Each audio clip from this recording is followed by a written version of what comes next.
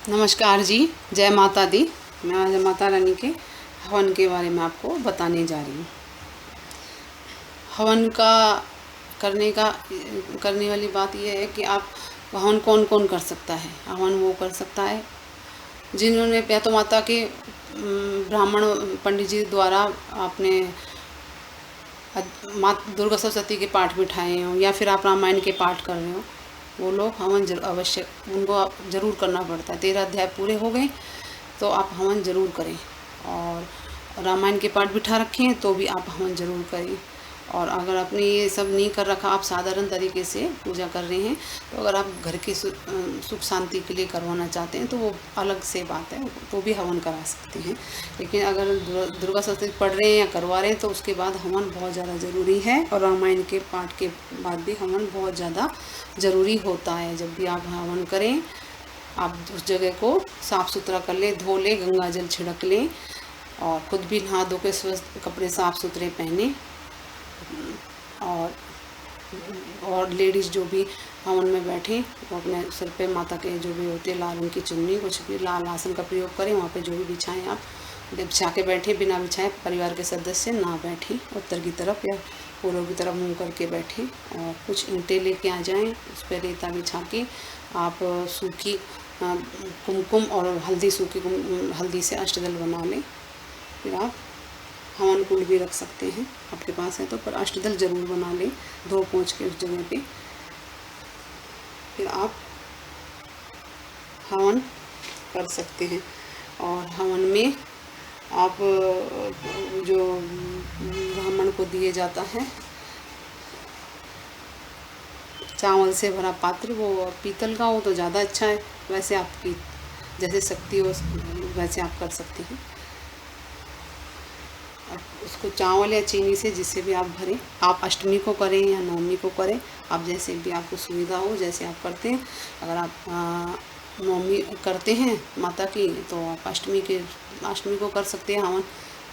दिन में कर सकते हैं, शाम को, रात को, जब भी आपको टाइम मिले तब आप कर सकते हैं।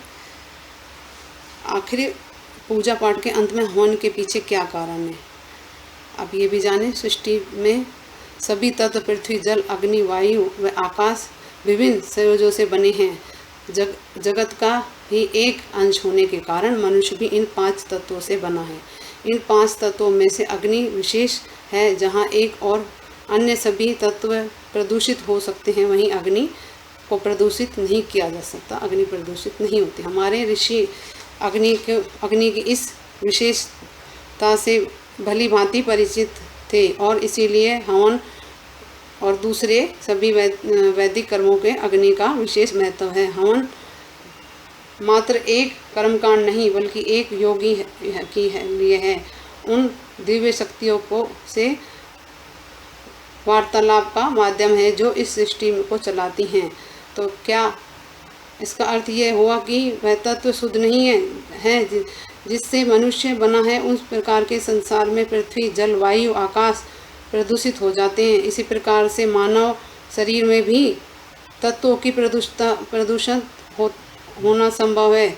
यह प्रदूषण मनुष्य को पतन अथवा विकृति की ओर धकेलता है। मनुष्य में इस तत्वों को प्रदूषण का पता लगाना अति सरल है। पृथ्वी तत्व दूषित होने पर व्यक्ति को समाज में प्रतिष्ठा, पद और भय, जीवन शैली जैसा सुविधा पाने की इच्छा बेलगाम होने लगती हैं। जब जब तत्व दूषित होता है तो अप्रकृति, काम, इच्छा जागृत होने लगती है। वैदिक शास्त्रों अपनी वास्तविक संभावित इच्छाओं का दमन करने के लिए नहीं कहता। अग्नि तत्व को दूषित नहीं किया जा सकता। योग और सनातन की क्रिया और साधना से साधना अग्नि तत्व को अनुकूल स्तर बनाए रख जा सकता है। वायु तत्व पर निश्चित करता है कि हृदय व फेफड़े ठीक से कार्य करें।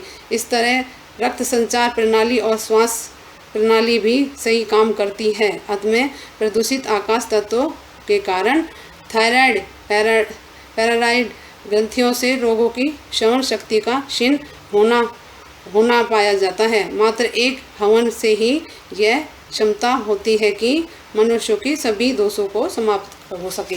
हमारे सबके जो शरीर की भी परेशानी है वो भी हवन से, जैसे घर शुद्ध होता है शरीर भी शुद्ध हो जाता है।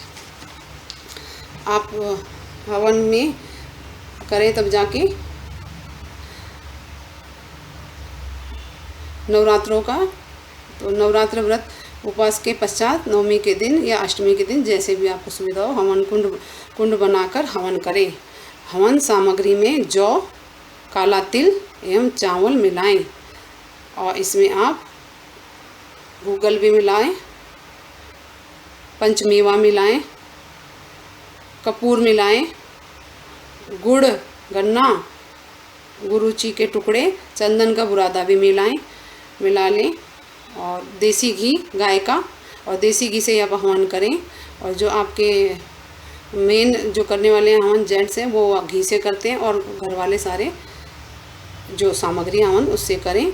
और 3 उंगलियों में रख के ये आप आहुति दें, और जब भी कोई आहुति दें तो स्वाहा जरूर बोलें, तभी वो स्वीकार किया जाता है, अन्यथा नहीं।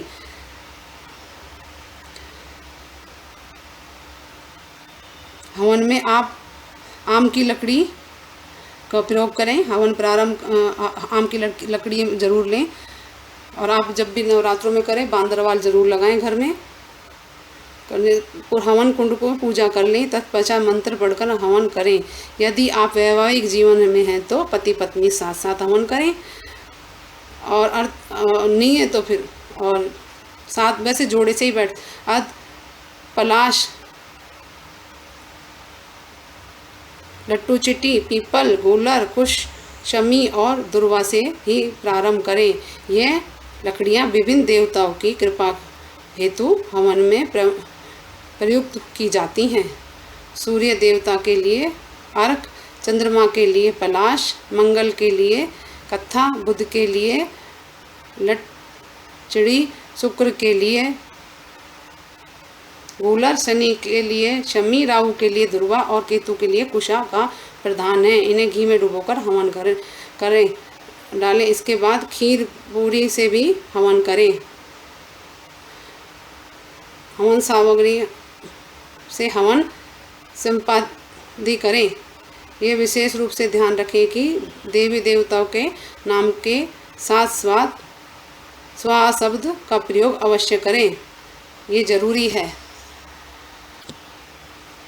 आप बर्फ़ी, खीर, पूड़ी, हलवा जो भी हैं, आप हलवा जो भी बनाएं माता रानी के भोग का, आप गाय के घी में बनाएं, शुद्ध घी में, और उसको भी आप हवन में ज़रूर आहुति दें।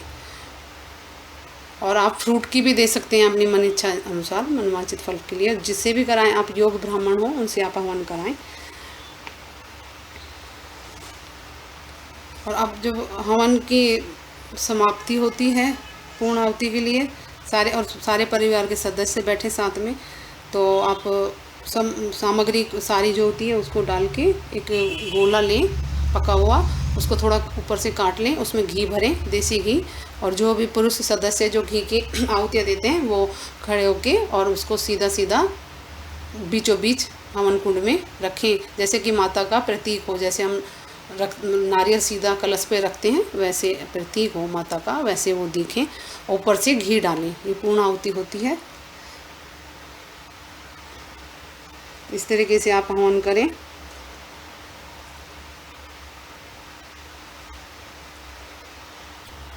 जो विधि विधान से माता की पूजा करते हैं, हवन करते हैं, उनको मनवांछित वस्तुओं की प्राप्ति होती है। व्रत करने वाला मनुष्य इस हवन आचार्य को अत्यंत निम्रता के साथ आप प्रणाम करके उनको दक्षिणा दें, पुण्य पात्र दें।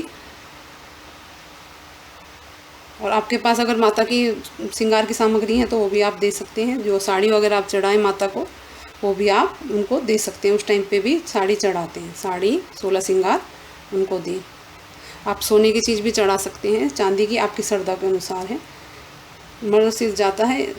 इसके सभी अंश इनमें 9 दिनों में जो भी कुछ दान किया जाता है उसका करोड़ों गुण पुण्य मिलता है। इस नवरात्रों में व्रत करने से ही अश्वमेध यज्ञ का फल मिलता है, ये जरूरी।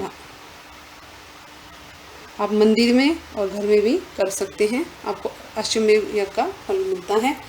और फिर उसके बाद आरती करें, पुष्प वर्षा करें, क्षमा याचना करें, क्षमा याचना करें। और माता की जो जिसे हवन कराएंगे उसमें से थोड़ा सा सुबह जब हो जाए, जब आप जब भी हवन कुंड की जब तक रहे प्रज्वलित अग्नि रहे, अगर आप हटाना चाहते हैं बीच में तो वो कच्चे दूध जो कच्चा दूध लाएं और उससे आप छींटे देके हटा सकते हैं। ऐसे पानी से नहीं करनी है माता को। और क्षमा मांगते हुए आप बोलें और माता का मंत्र पढ़ते हुए बोलें। और उसमें से आप थोड़ी सी पहले से ही, क्योंकि फ्रूट की इतनी अच्छी चीज़ों की सबकी आहुति दी जाती है, उसमें से जब ठंडे हो जाए तो एक कटोरी में रख लें। आप किसी भी कहीं भी शुभ काम पे जा रहे हो तो तिलक करें, जीभ पे रख के जाएं। और जब आपका हवन पूरा संपूर्ण हो जाए तो थोड़ा सा पानी नीचे रख के उसको सर पे लगाएं, नीचे डाल के। उससे, क्योंकि हम जो भी पूजा करते हैं उसको इंद्र ले जाता है, इंद्र देव ले जाते हैं, तो उसको अगर आप ऐसे लगाएंगे तो वो आपकी पूजा आपके पास ही रहेगी, इंद्र उसको नहीं ले जा सकते। तो आपको उसका फल ज़रूर मिलेगा, नहीं तो इंद्र देव ले जाते हैं। और क्षमा याचना करें, मैंने आपको आगे बताऊंगी अभी क्षमा याचना का, कि लास्ट में क्षमा याचना कैसे करें। और जो मेरे से भी कोई गलती हो तो क्षमा करें, जो भी रह गया हो तो। और मेरे चैनल को लाइक करें, सब्सक्राइब करें, शेयर करें। जय माता दी, नमस्कार जी।